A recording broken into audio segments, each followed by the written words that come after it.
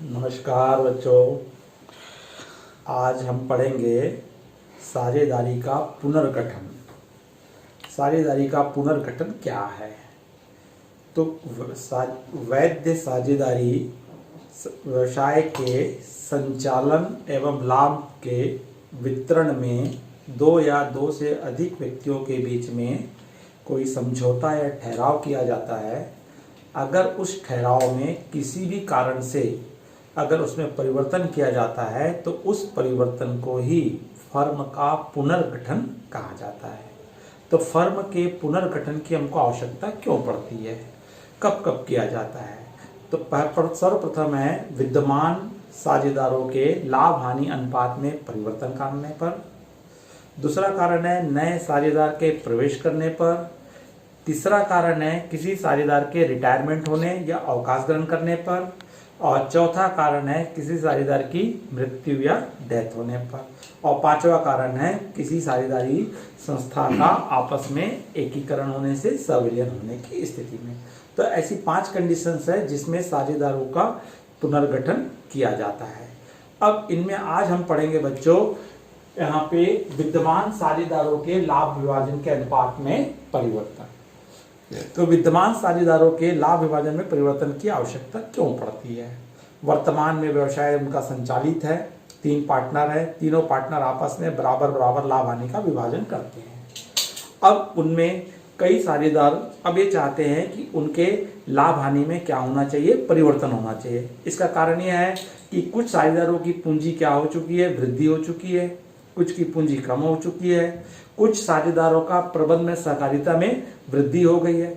ऐसी स्थिति में अब साझेदार चाह रहे हैं कि हम पुराने अनुपात को परिवर्तन करके कोई एक नया अनुपात में भविष्य में लाभ हानि का विभाजन करेंगे। तब ऐसी स्थिति में हो सकता है कुछ साझेदारों का लाभ कम हो जाए और कुछ साझेदारों का लाभ में क्या हो सकती है, वृद्धि हो सकती है। जिस साझेदारों के लाभ में कमी होती है अर्थात वो साझेदार सैक्रिफाइसिंग साझेदार कहलाता है, त्याग का साझेदार कहलाता है। और जिस साझेदार के लाभ में वृद्धि होगी वो साझेदार नफे का साझेदार कहलाता है, नफे का गेनिंग पार्टनर कहलाता है। तब ऐसी स्थिति में जिस साझेदार को लाभ हो रहा है और वो साझेदार जिन साझेदारों को हानि हो रही है उस हानि की पूर्ति करता है, कंपेंसेशन करता है। और कंपेंसेशन के रूप में, पूर्ति के रूप में जो धनराशि ला करके दिया जाता है या दी जाती है उस राशि को यहाँ पे क्या कहते हैं, ख्याति कहते हैं, गुडविल कहते हैं। या हो सकता है इनके पास पुराना लाभ हो या संचय कोष हो या वर्तमान में ये अपने संपत्ति और दायित्वों का पुनर्मूल्यांकन करते हैं और पुनर्मूल्यांकन से लाभ हो तो उस लाभ का बंटवारा भी ये अपने त्याग और नफे के अनुपात में समायोजित कर सकते हैं और उनको अपने किसी भी प्रकार के अपने पूरे अकाउंट्स में परिवर्तन करने की आवश्यकता नहीं पड़ती। तो आज बच्चों मैं आप लोगों को यही सिखाना चाह रहा हूं कि नया अनुपात आपको यहाँ पे त्याग का अनुपात कैसे निकाला जाता है, नफे का अनुपात कैसा निकाला जाता है, उसके हम कुछ क्रियात्मक प्रश्न पढ़ेंगे और उसके बाद उनका समायोजन किस प्रकार से किया जाता है। तो आज हम सबसे पहले देखते हैं इसमें हमको त्याग का अनुपात, सैक्रिफाइसिंग रेशियो।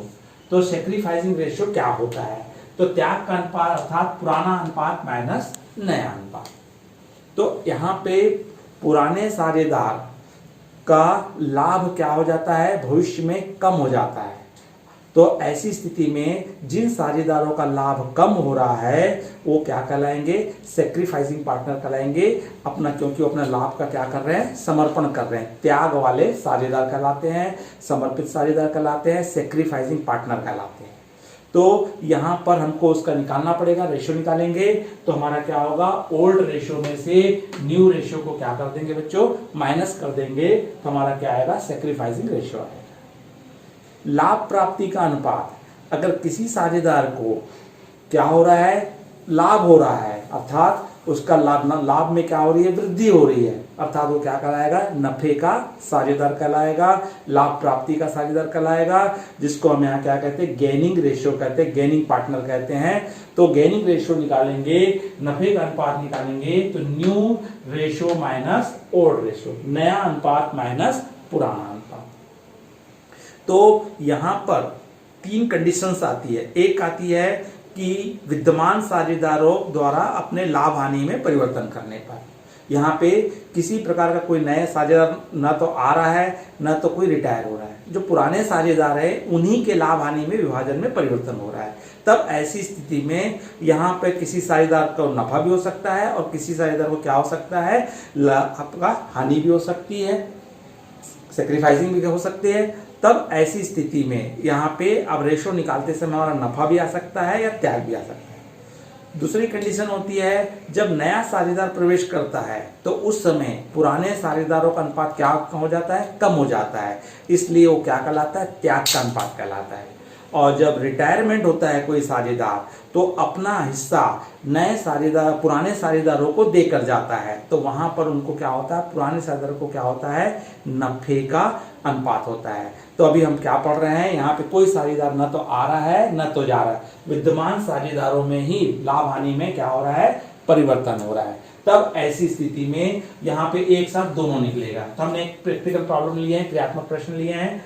हमारा प्रश्न है ए और बी एक फर्म में साझेदार है जो 2:1 के अनुपात में अपना लाभ हानि का विभाजन करते हैं। उन्होंने भविष्य के लाभ को समान अनुपात में इक्वल इक्वल बांटने का निश्चय किया। आपको त्याग या प्राप्ति का अनुपात निकालना है। तब ऐसी स्थिति में दोनों आ सकता है, नफा भी आ सकता है, त्याग भी आ सकता है, गेनिंग भी आ सकता है और क्या आ सकता है, सेक्रीफाइसिंग भी आएगा। तो यहाँ विशेष बात ध्यान रखना है कि अगर आपको ओल्ड रेशो में से न्यू रेशो माइनस करने पर आपका जो भिन्न है, आपका आंसर है, अगर प्लस में आता है तो आपके लिए वो क्या कहलाता है, त्याग का अनुपात कहलाता है। और अगर आपका आंसर माइनस में आता है भिन्न, तो वो क्या कहलाता है, नफे का अनुपात कहलाता है। इस बात को विशेष ध्यान रखना है। अब हम देखते हैं इस प्रैक्टिकल में ओल्ड रेशो क्या है, हमारा 2:1 है, अर्थात क्या है, ए का अनुपात क्या हो रहा है, 2:1 मतलब 2/3। और बी का अनुपात क्या है, ओल्ड अनुपात क्या है यहाँ पे, 1/3, राइट। अब यहाँ पे हम न्यू रेशो क्या था, इक्वल इक्वल, इक्वल इक्वल मतलब 1:1 मतलब बराबर बराबर, तो 1/2 1/2। तो हमारा नया रेशो है इसका 1/2 और इसका भी है 1/2। अब इसको हल कर लेंगे। तो हल करने का आपको पहले ही बता चुके हैं कि इसको गुणनफल विधि से या एलसीएम विधि से निकालते हैं। हम यहाँ पे कौन सी विधि से निकाल रहे हैं, गुणनफल विधि से। तो दोनों का मल्टीप्लाई कर दीजिए, 3 दूनी कितना हो गया, 6। और राइट साइड से आपको लेना है 2:2, तो क्या आएगा आपका 4, और 3:1 तो क्या आएगा 3। तो आपका क्या निकला, 1/6 निकला है। क्या निकला है, 1/6, 1/6। ठीक इसी के प्रकार इसका भी हम निकालेंगे। तो इसका हमारा कितना है, इसका भी गुणनफल कितना है, 6 आया। इसका भी आपका 2 से मल्टीप्लाई करोगे क्या आएगा, 1, और 3 का मल्टीप्लाई करोगे 1 आएगा। तो आपका क्या निकला, इसका निकल रहा है -1/6। तो मैंने पहले ही बताया हूं कि अगर आपका आंसर किस में आता है, प्लस में आता है, तो क्या कहलाता है, त्याग कहलाता है, सेक्रीफाइसिंग कहलाता है। और अगर आपका अनुपात माइनस में आता है तो नफे का साझेदार कहलाता है, नफा कहलाता है, गेनिंग कहलाता है। तो यहां पर ए को क्या हो रहा है, ए जो है त्याग कर रहा है, और बी जो है यहाँ पे क्या हो रहा है, बी को क्या हो रहा है, नफा हो रहा है। तो यहाँ 2 पार्टनर का देखे थे।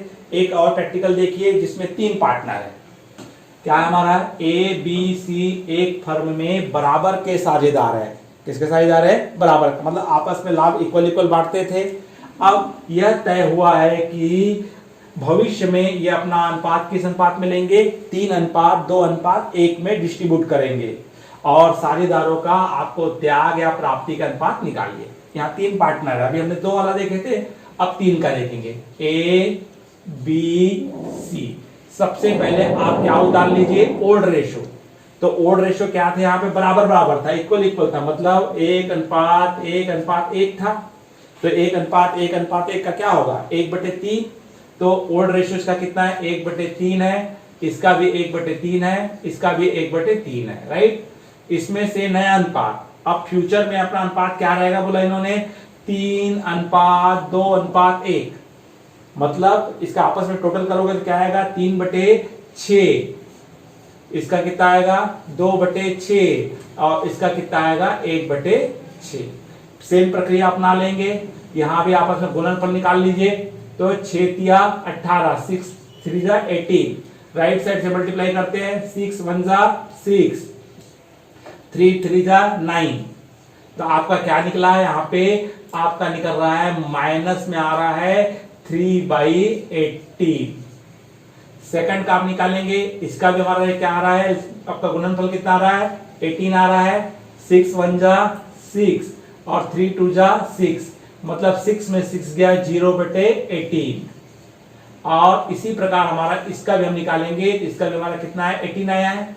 तो 6 1 जा 6, 3 1 जा 3, तो इसका भी हमारा क्या आ रहा है 3/18। तो आपका देखिए पहले वाले का क्या आया, माइनस में आया, और माइनस में आना मतलब हमारा क्या होता है, नफा होता है। क्या होता है, नफा होता है, गेनिंग।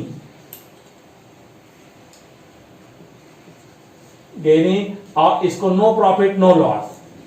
और थर्ड वाले का हमारा पॉजिटिव आया है, इसका मतलब क्या है, त्याग का अनुपात है, सैक्रिफाइसिंग है,